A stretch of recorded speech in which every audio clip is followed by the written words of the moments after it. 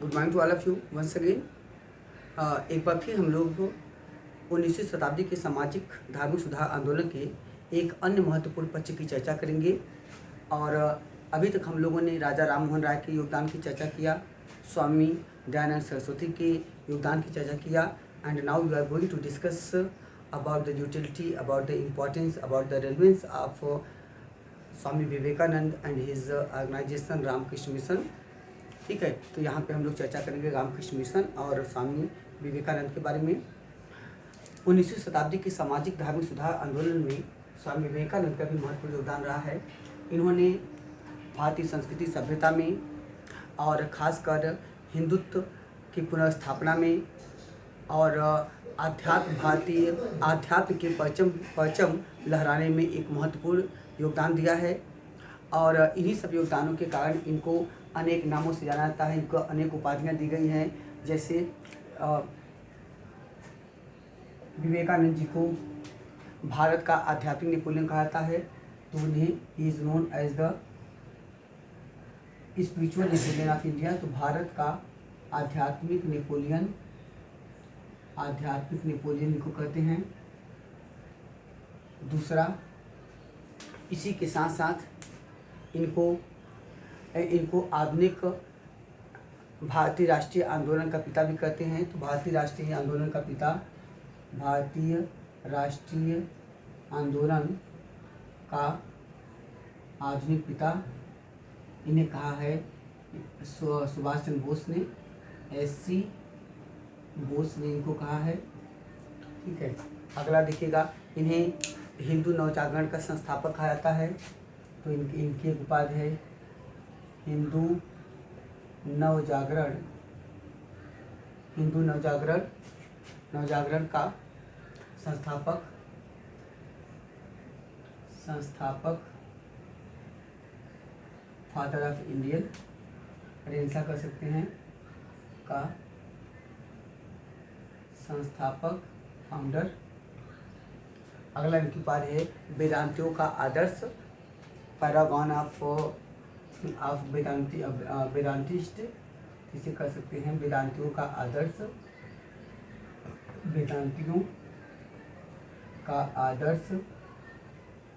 जिसे कहते हैं पैरागॉन ऑफ वेदांतिस्ट।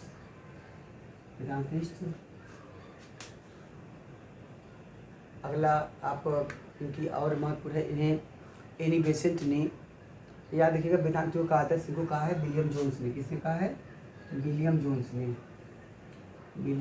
जिन्हें फादर ऑफ इंडोलॉजिस्ट कहा जाता है, भारतीय ज्ञान विधा के जनक माने जाते हैं।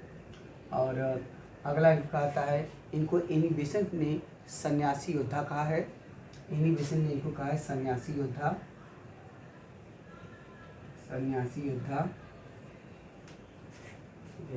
विकास कर सकते हैं कि वाइडियर सेंट, इसे किसने कहा है? एनी बेसेंट ने कहा है।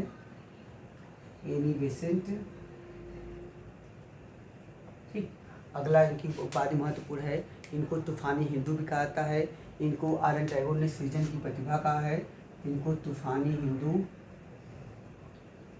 हिंदू, खासकर जब इन्होंने शिकागो सम्मेलन में इन्होंने अपना भाषण दिया, तो उसके बाद इनको सुबह की पत्रिकाओं में और जो समाचार पत्र आए उसमें उनको तूफानी हिंदू करके संबोधित किया गया।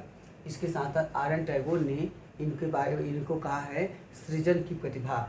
ठीक है, इन्होंने कहा है कि एक प्रकार से कह सकते हैं कि कंस्ट्रक्टिव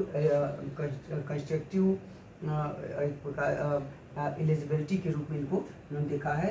तो इनकी उपाधि सृजन की प्रतिभा, आर एन टैगोर। ठीक, आर एन टैगोर ने इनके बारे में कहा, एक कमेंट बड़ा फेमस है। आर एन टैगोर कहते हैं कि अगर आपको भारत को जानना है तो आपको या हमें जिनको भी भारत को जानना है उनको स्वामी विवेकानंद को पढ़ना चाहिए। ये इनका महत्वपूर्ण तथ्य है। देखिएगा, अगर आपको भारत को जानना है तो आपको स्वामी विवेकानंद का अध्ययन करना चाहिए, उनको पढ़ना चाहिए। और इसी के साथ साथ SC बोस मतलब सुभाष चंद्र बोस ने इनके बारे में कहा है कि विवेकानंद में बुद्ध का हृदय और शंकराचार्य की बुद्धि थी। आप कमेंट लिख सकते हैं कि उनका है, किसका है, सुभाष चंद्र बोस का है कि विवेकानंद में बुद्ध का हृदय और शंकराचार्य की बुद्धि थी। ठीक है। तो इंटेलेक्चुअल लेवल पे वो शंकराचार्य के समान थे, जबकि जो उनका बाय हार्ट जो थे वे महात्मा बुद्ध के समान थे। तो ये आपका उनके महत्वपूर्ण तथ्य है।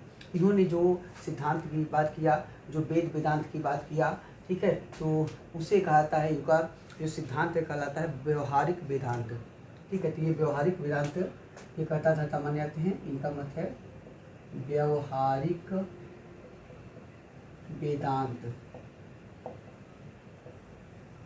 स्वामी विवेकानंद का है व्यवहारिक वेदांत है। ठीक है, अब आगे चलते हैं।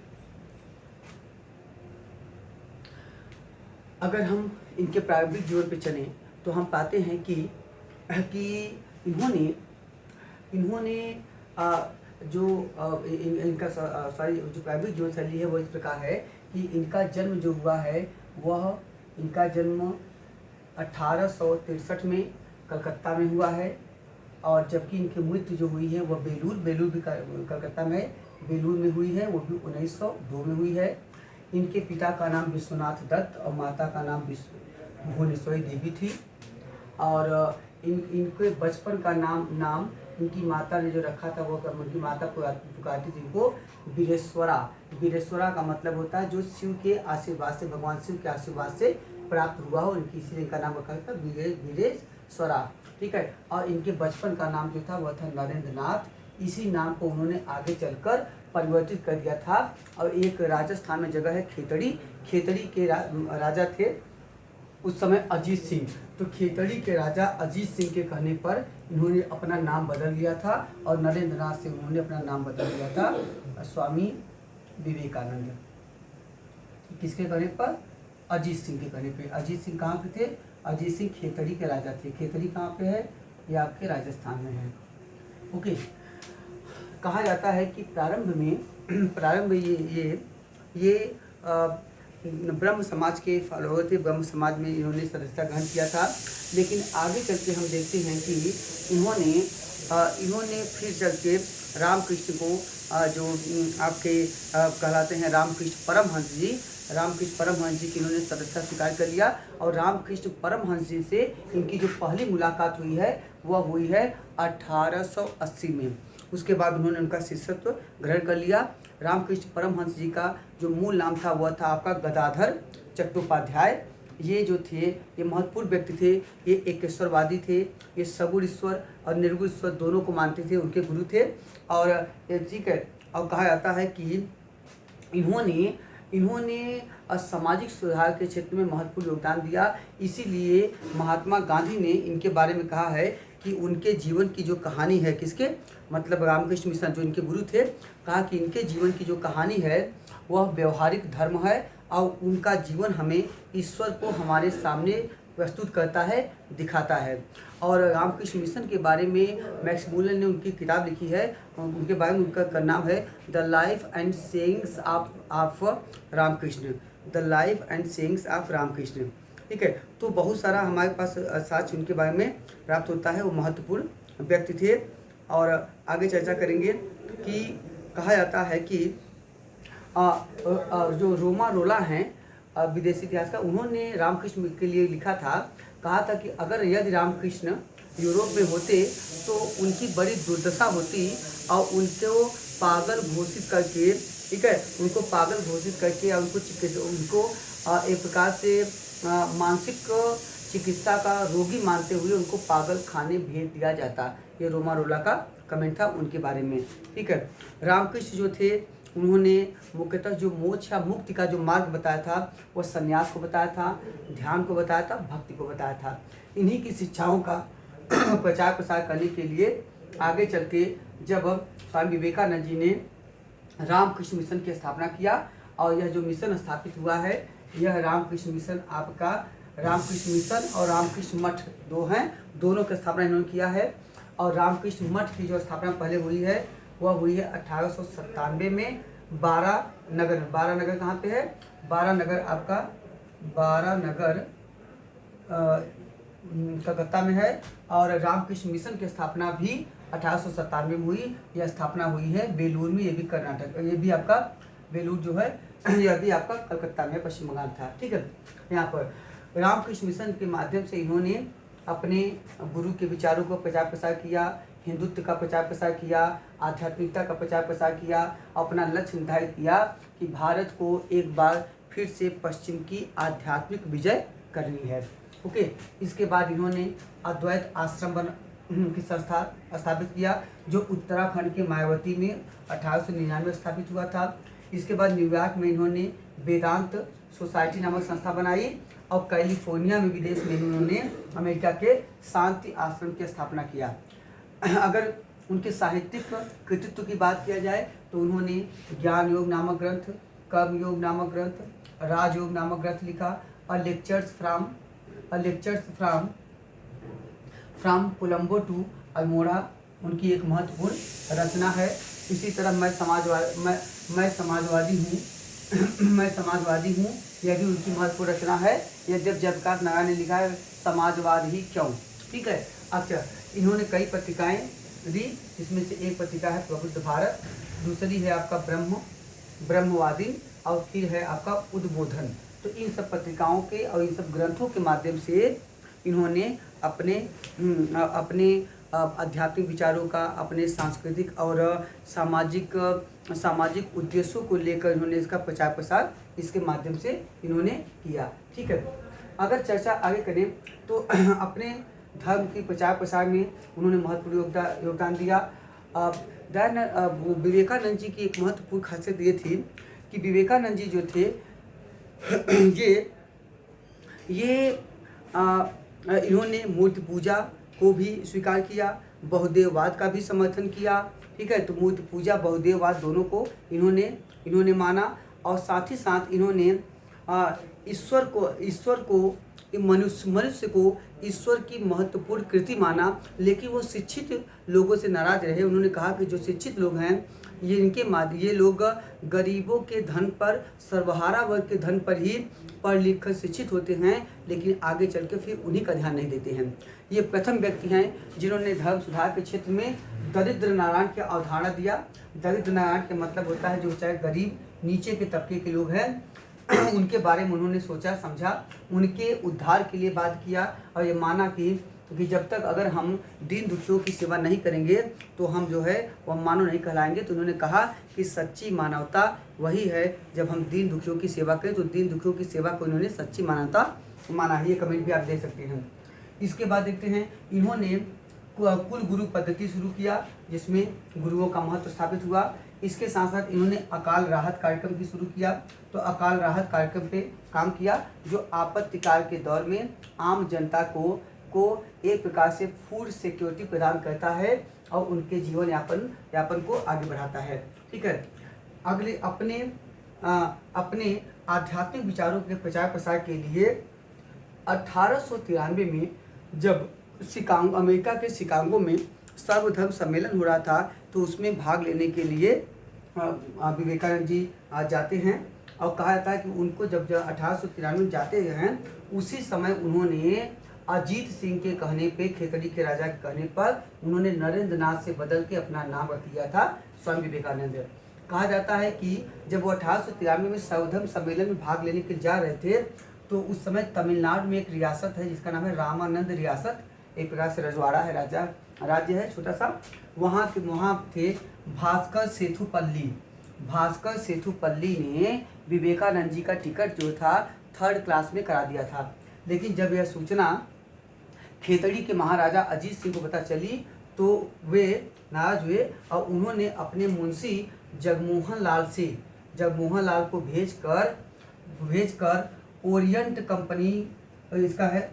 कंपनी पेनिनसुला, जो ओरिएंट कंपनी पेनिनसुला है उसी जहाज से उन्होंने इनका टिकट जो था वह 1st क्लास में उन्होंने इनका टिकट कटवाया, ठीक है, याद रखिएगा। तो उसी जहाज से गए थे। और अगर थोड़ा सा और बात करें तो जिस सर्वधर्म सम्मेलन में ये गए थे, ठीक है, उस सर्वधर्म सम्मेलन के अध्यक्ष कौन थे? जॉन हैरास बोरो। उस सर्वधर्म सम्मेलन के अध्यक्ष थे जॉन हैरास बोरो। और जबकि इनको बोलने की वहाँ पे जो सिफारिश किया था वह किया था प्रोफेसर जे राइट ने, ठीक है। तो उसके अध्यक्ष थे जॉन हैरास बोरो, जबकि इनको वहाँ बोलने के लिए इनकी सिफारिश किया था प्रोफेसर जे राइट ने। जे राइट की सिफारिश इनको मौका मिला था बोलने के लिए। इन्होंने शून्य पर बात किया। उन्होंने भारतीय अध्यात्म का वहाँ पे परचम लहराया, भारतीय विचारों से लोगों को, संसार को अवगत कराया और अंततः एक प्रकार से धार्मिक सौहार्द और सर्वधर्म समभाव की भावना को उन्होंने अपने भाषण के माध्यम से स्थापित किया। और उन्होंने इसी अपनी बात को बाद में जो सबसे बड़ा दबाव देकर उन्होंने कहा कि जिस तरह से संसार की नदियाँ भिन्न भिन्न मार्गों का अनुसरण करते हुए अंततः समुद्र में जाकर समाहित हो जाती हैं, विलीन हो जाती हैं, उसी तरह संसार के सभी धर्म भिन्न भिन्न माध्यमों से या साधनों का प्रयोग करके अंततः ईश्वर में ही समाहित होते हैं, ईश्वर को ही प्राप्त करते हैं। तो कुल मिला के सब धर्मों का जो सार है वह एक ही है, ध्येय एक ही है, सबका साध्य एक है, सबका उद्देश्य एक है, भले साधन अलग अलग हो। यह जो श्लोक उन्होंने, यह जो कमेंट उन्होंने दिया था वह था शिव महानाम स्त्रोत का। तो आप चाहे तो उसको यहाँ पे लिख सकते हैं, बहुत इंपॉर्टेंट है, हम आपको बता दें, लिख लीजिएगा। वह है जो श्लोक उन्होंने वहाँ पे बोला था, वह है शिव महानाम स्त्रोत का, जिसे इसे कहते हैं शिव महिम्न स्त्रोत। ये है आपका शिव महिम्न स्त्रोत, ठीक। इसी से वह लिया गया है जो उन्होंने बोला है। यह है आपका रुचिनाम वैचित्र्या द्विजकुटिल, रुचिनाम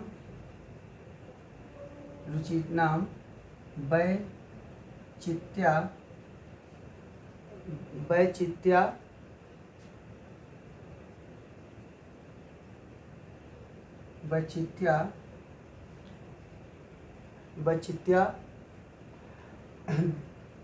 द्विज कुटिल, शुद्ध आपको लिखाना पड़ेगा एकदम। रुचि नाम वैचित्र्या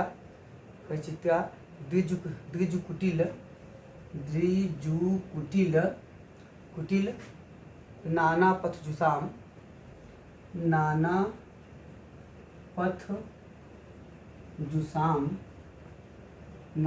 जुसाम।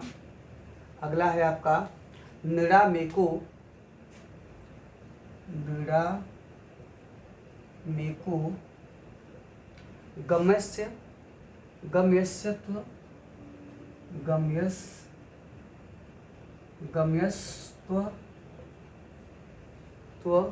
गम्यस्त्वमसि, संस्कृत मेरा बड़ा कमजोर है, वैसी पय सामरव इव,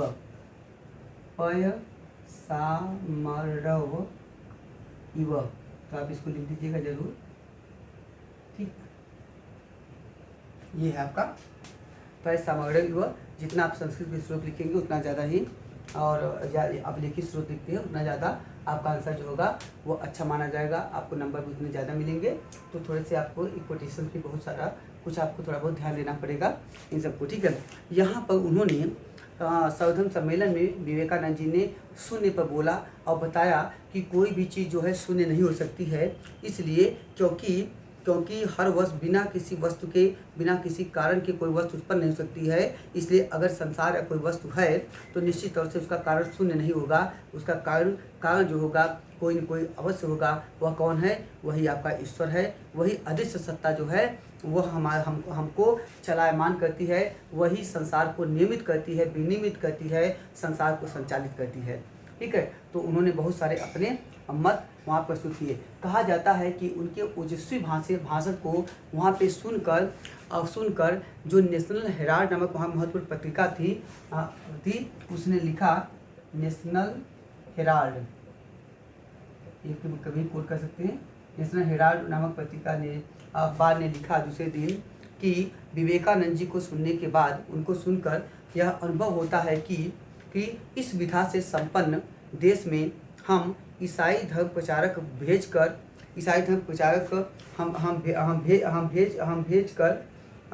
भेजकर कितनी बड़ी गलती करते हैं। कितनी बड़ी गलती करते हैं। वास्तव में वहाँ ईसाई धर्म प्रचारक भेजना एक प्रकार का बहुत बड़ी मूर्खता है। ठीक है, तो इतने बड़े लोग खुद इतने सक्षम और इतने ज़्यादा लोगों के पास नॉलेज है, आध्यात्मिक नॉलेज है, तो उनके यहाँ प्रचारक भेजना एक प्रकार से मजाक उड़ाना है। ठीक है, अपना ही मजाक उड़ाना है। तो नेशनल हेराल्ड का ये जो महत्वपूर्ण कमेंट है यह भी आप कोट कर सकते हैं। ओके, तो आगे चर्चा करेंगे। इसके बाद एक और सम्मेलन हुआ 1900 में पेरिस में हुआ। तो पेरिस के सम्मेलन में भी स्वामी विवेकानंद जी ने भाग लिया था। ठीक है, तो वहाँ भी गए जो ठीक है। तो ये इनका जो इनके आपके हमने कृतित्व की बात किया, इनके व्यक्तित्व की बात किया। आगे चर्चा करेंगे तो ये आपके इनके महत्वपूर्ण योगदान है। इन्होंने समाज सुधार में समतावादी समाज की बात किया। जो आपके समांतर जितने भी धर्म सुधारकों ने बात किया है वही सेम बातें हैं। तो ये सब आप बता सकते हैं। जितना भी सामाजिक क्षेत्र में, धार्मिक क्षेत्र में सुधार की बात है, प्रगतिशीलता है, आज सबके बारे में इन लोगों ने महत्वपूर्ण काम किया। अगर थोड़ा सा और चर्चा करें तो इनके संदर्भ में कुछ महत्वपूर्ण कोटेशन भी आप लिख सकते हैं जो आप इनके रेलेवेंस को दर्शाएगा, इनके इम्पोर्टेंस को दर्शाएगा। इनके संदर्भ में हम देखते हैं कि जो रामकृष्ण मिशन की स्थापना हुई थी, रामकृष्ण मिशन के माध्यम से जो प्रचार प्रसार हुआ, जो अध्यात्म का प्रचार प्रसार हुआ, ठीक है, उसने भारतीय राष्ट्रीय आंदोलन को महत्वपूर्ण आधार दिया। भारतीय राष्ट्रीय आंदोलन को वैचारिक आधार प्रदान किया। और जो राष्ट्रीय एकीकरण की प्रक्रिया है, जो आपका प्रोसेस ऑफ नेशनल इंटीग्रेशन है, यूनिफिकेशन की प्रक्रिया है, उसमें इन्होंने महत्वपूर्ण योगदान दिया। रामकृष्ण मिशन का जो ध्येय वाक्य था वह था आत्मनो मोक्षार्थ जगद्विताय। ये भी नोट कर लीजिएगा। इसका ध्येय वाक्य है आत्मनो मोक्षार्थ जगद्विताय। ये इसका ध्येय वाक्य है रामकृष्ण मिशन का। इसका मतलब क्या होता है? इसका मतलब होता है अपनी तथा जगत के हित के लिए साधना करना। अपनी तथा जगत के हित की साधना। ठीक है, अपनी तथा जगत हित, संसार के हित की साधना। केवल अपनी नहीं करना, संसार के लिए भी करना।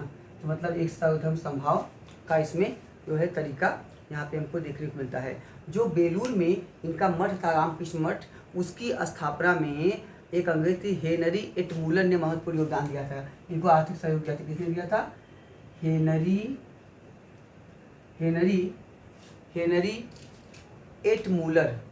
ठीक है, वो थी मिस हेनरी एटमूलर। इन्होंने रामकृष्ण मठ की स्थापना में इन्होंने सहयोग दिया था। आगे एक चीज़ और देख लेते हैं, वह ये है कि आगे देखिए कृष्ण जी के विचारों को प्रचार प्रसार विवेकानंद जी ने किया। और विवेकानंद जी के कार्य को आगे बढ़ाने जो सबसे बड़ा योगदान है वह है सिस्टर निवेदिता का, जिनका मूल नाम था मार्गरेट नोबेल। तो मार्गरेट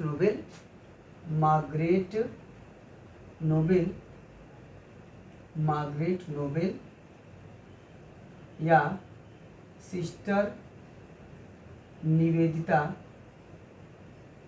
ने इनके कार्यों को आगे बढ़ाया और इस मिशन के विचारों को भी उन्हें इसके माध्यम से आगे बढ़ाते हैं। रामकृष्ण विवेकानंद जी के बारे में और एक महत्वपूर्ण है उनके योगदानों की चर्चा करते हुए समझिए का एक उनका बड़ा फेमस कथन है रामधारी सिंह दिनकर जी का। वो कहते हैं, रामकृष्ण और विवेकानंद एक ही जीवन के दो अंश और एक ही सत्य के दो पक्ष हैं। रामकृष्ण अनुभूत थे और विवेकानंद उसकी व्याख्या। ठीक, तो इसको भी आप देख लीजिएगा। जो स्वयं विवेकानंद जी थे, उनमें सबसे ज़्यादा जो इंस्पिरेशन, सबसे ज़्यादा उनका प्रेरणा और सबसे ज़्यादा प्रभाव पड़ा है वह पड़ा था ईसा मसीह से। दूसरा, वो बड़ा प्रभावित थे रामकृष्ण जी से जो उनके गुरु ही थे।